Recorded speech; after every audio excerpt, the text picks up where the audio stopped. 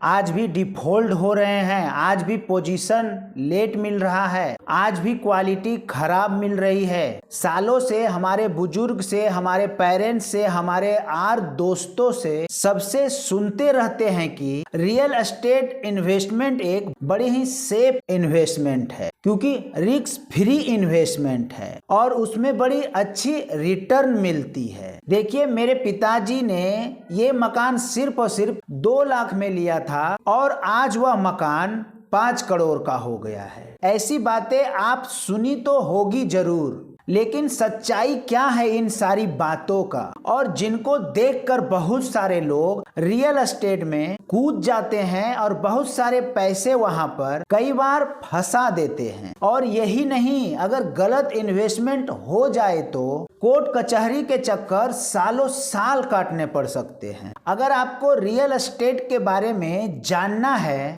या आप उनमें से एक हो तो ये वीडियो सिर्फ और सिर्फ आपके लिए ही है। एंड तक बने रहिए। आज इस वीडियो के माध्यम से आप रियल एस्टेट के बारे में आपको वे सारी बातें बताऊंगा जो आपकी आंखें खोल देगी और आप एक अच्छा डिसीजन ले पाओगे। तो रियल एस्टेट क्यों एक अच्छी इन्वेस्टमेंट है? क्योंकि जब तक किसी के पास अपना मकान नहीं है तो ना ही उसे कभी चैन आता है।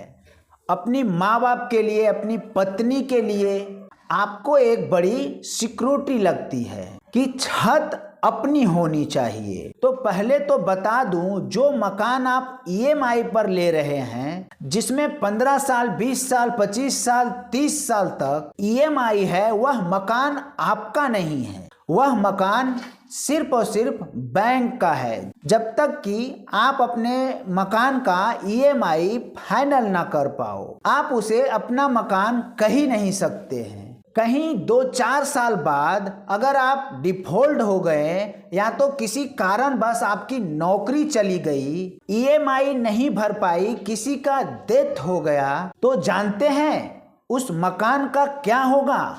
सच्चाई जानकर आपके पैर तले जमीन खिसक जाएगा।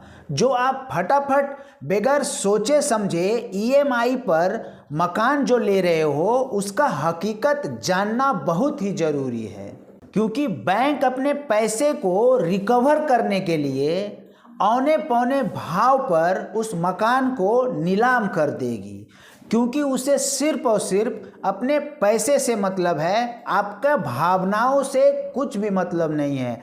आपने क्या ईएमआई पे किया है, आप कितना इंस्टॉलमेंट दे रखे हो, उससे उसे कोई मतलब नहीं है। जितना भी पैसा उसका बकाया है, उस पैसे को वसूलने के लिए वो औने पौने भाव पर यूं ही बेच करके अपने पैसे रिकवर कर लेगा। आपने जो ईएमआई डाउन पेमेंट दी है वे खड्डे में चला जाएगा। इसलिए ध्यान दे करके आप ईएमआई पर मकान खरीदना, क्योंकि आप बहुत लॉन्ग टर्म बेट ले रहे हो। एक ऐसी लोन ले रहे हो जिसमें आपको 20 से 25 साल तक ईएमआई भर के चुकाना पड़ेगा और आपको 20 साल की गारंटी भी नहीं है कि आप उसे भर पाओ। इसे तो बहुत सोच समझ कर आप कॉल लेना, क्योंकि रियल एस्टेट एक बड़ी लिक्विड इन्वेस्टमेंट है। मैं आगे की वीडियो में बताऊंगा कि real estate versus liquidity versus gold FD, इन सभी के बारे में इसी वीडियो में बात करूंगा। वीडियो में बने रहिए। अब आते हैं रियल एस्टेट में। रेजिडेंशियल, कमर्शियल क्या करना चाहिए और किन में इन्वेस्ट करना चाहिए। अगर आप रेजिडेंशियल में इन्वेस्ट करने के बारे में सोच रहे हैं तो सिर्फ और सिर्फ एक मकान लो बढ़िया, जिसमें आपका लाइफ गुजर सके। जैसा आपका लाइफ स्टाइल है वैसा ले सकते हैं।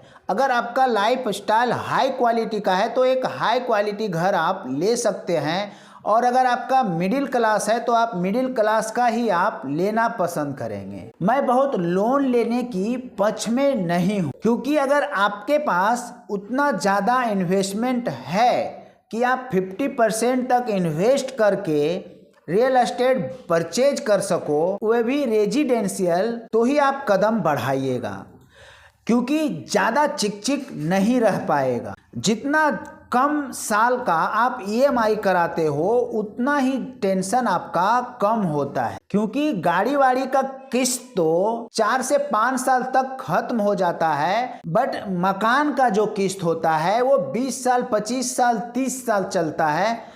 तो वही कारण है कि 30 साल तक किसने देखा है आपकी परिस्थिति क्या रहेगी। तो जितना कम से कम 10 साल के अंदर अगर आप ईएमआई करा सकते हैं तो वेल एंड गुड है। अब आता है कमर्शियल प्रॉपर्टी का। कमर्शियल प्रॉपर्टी जरूर से जरूर लीजिए। कमर्शियल प्रॉपर्टी में आपको वहां पर कभी कभी लॉटरी भी लग सकती है, और वो लॉटरी कैसे लगेगी वे आगे वीडियो में मैं कवर किया हूं, तो मेरे साथ वीडियो में लास्ट तक इसी तरह बने रहिए।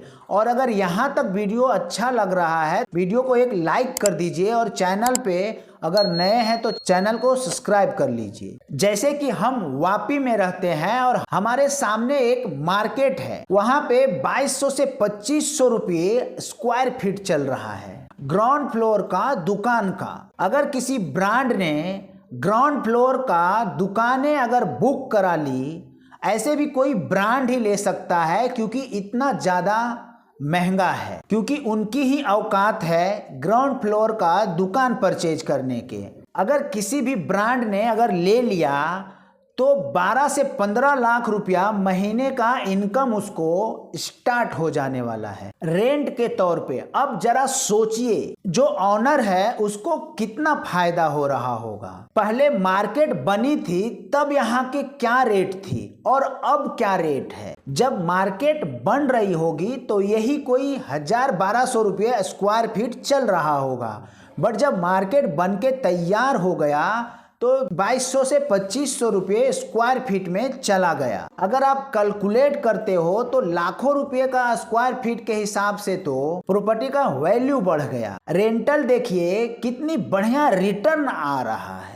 कमर्शियल प्रॉपर्टी में ध्यान ये करना है आपको, लोकेशन लोकेशन लोकेशन। जहां पर भी कोई बिल्डर का प्रोजेक्ट आ रहा है, कोई मार्केट आ रहा है, मॉल में कभी भी मत घुसना। ओपन जो हाई स्ट्रीट मार्केट होती है यहाँ पर वेटर रहती है, क्योंकि यहाँ पर आपको लॉक एंड की मिलती है। आप अपने हिसाब से किराए पे दे सकते हो, और वहीं अगर कहीं मॉल में आप घुस जाते हो तो उस मॉल के हिसाब से ही आपको चलना पड़ता है, और उसी के हिसाब से आपको रेंट पे भी चढ़ाना पड़ता है।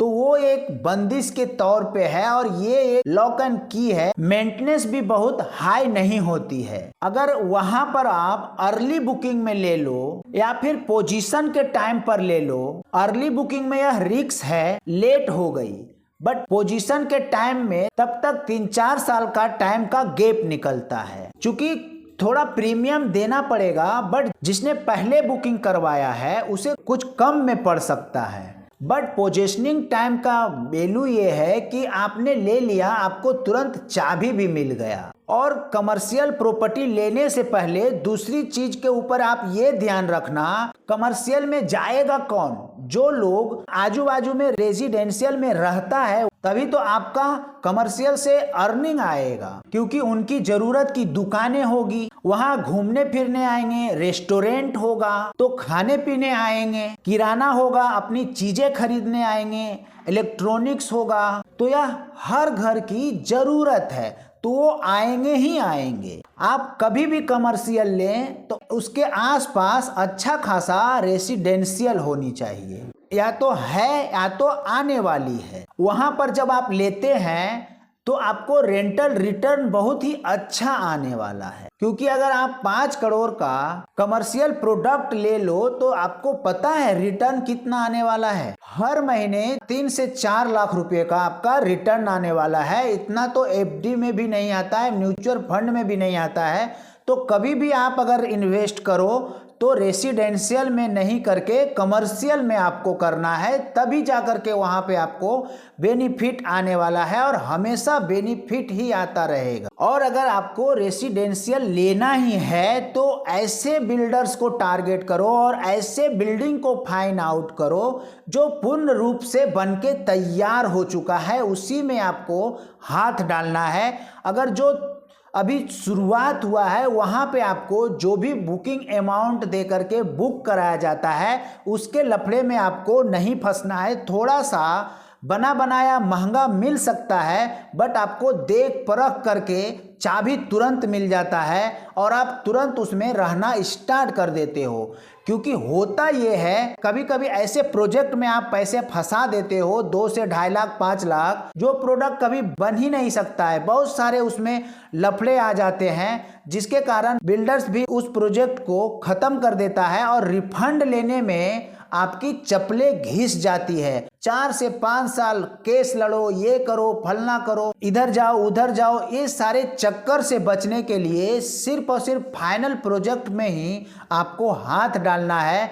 2 रुपया महंगा बट तुरंत चाबी मिलता है। अगर आपको अपार्टमेंट ठीक लगता है तो अपार्टमेंट लो, कुछ भी लो, जमीन लो, बट रेडी टू की लेना है आपको, ताकि आपको आगे चल के कोई प्रॉब्लम का सामना ना करना पड़े। बहुत सारे रियल एस्टेट में लोग का पैसा फंस चुका है। बिल्डर्स लोग के पास बहुत सारे लोग ऐसे मिडिल फैमिली के हैं, उनके 5 लाख 2 लाख फंसे पड़े हैं और केस सालों का साल चलता ही जा रहा है। तो ये गलती आपको कभी भी नहीं करना है। आपको जब भी कोई बिल्डिंग फाइनल करना है तो उस बिल्डर्स के बारे में आगे पीछे टोटली इंक्वायरी कर लेना है, कितना प्रोजेक्ट इसने फाइनली बना करके लोगों को दे चुका है और कितना प्रोजेक्ट इसका आने वाला है, ये नया प्रोजेक्ट है, जूना प्रोजेक्ट है, किस तरीके का इसका सर्विस है, ये देखना आपका और ये परखना आपका ही फर्ज है। क्योंकि आपका ही खून पसीने का पैसा आप उसे डाउन पेमेंट के रूप में दे रहे हो, तो इसके ऊपर में आपको जोर से ध्यान देना है ताकि आपका पैसा सही जगह लग सके, पैसा आपका कभी वेस्ट ना हो सके। कमर्शियल प्रोजेक्ट का फायदा क्या है मैं थोड़ा सा आपको समझा देता हूँ। कमर्शियल में आप एक और चीज कर सकते हैं, कोई भी ऑलरेडी तैयार प्रोजेक्ट को आप खरीद सकते हैं। अगर कोई रेंट पे चढ़ा हुआ भी दुकान है तो भी उसे आप, अगर उसे कोई बेच रहा है तो उसे आप जरूर परचेज कर लें, ताकि आपका डायरेक्टली रेंट पे चढ़ा हुआ है तो आप जैसे ही की लेते हो वैसे ही आपका कुछ इनकम स्टार्ट हो जाता है। अगर उस दुकान में जो भी किराएदार है अगर 20,000 25,000 50,000 का किराया पे कर रहा है सामने वाले को, तो आपका एक इनकम आना स्टार्ट हो जाता है तुरंत। रेडी टू की का मतलब ही यही है कि अभी आपने लिया, कल से आपका पेमेंट भी आना स्टार्ट हो गया। तो इस टाइप का अगर आप प्रोजेक्ट लेते हो तो आपका पैसा कभी फंसता नहीं है, तुरंत पैसा डबल होना स्टार्ट हो जाता है। इसके लिए ही लोग बोलते हैं कि अगर इन्वेस्टमेंट करना है तो रियल एस्टेट में ही करना, बट रेसिडेंशियल में ना करके कमर्शियल की ओर आपको बढ़ना है, क्योंकि आपकी एक पैसिव इनकम दे रही है और धीरे धीरे करके उस प्रोजेक्ट का दाम भी बढ़ने वाला है। अगर आप 10 साल 5 साल के बाद अगर उसे आप सेल भी करते हो तो बहुत ज्यादा अच्छा मुनाफा दे करके जाने वाला है। दोस्तों, रियल एस्टेट के बारे में तजुर्बा थी जो मैंने आपके साथ शेयर किया। अच्छा लगा तो वीडियो को शेयर कीजिएगा, कमेंट कीजिएगा, लाइक कीजिएगा और चैनल को सब्सक्राइब कीजिएगा। तो धन्यवाद करता हूं मैं आपका वीडियो में लास्ट तक बने रहने के लिए।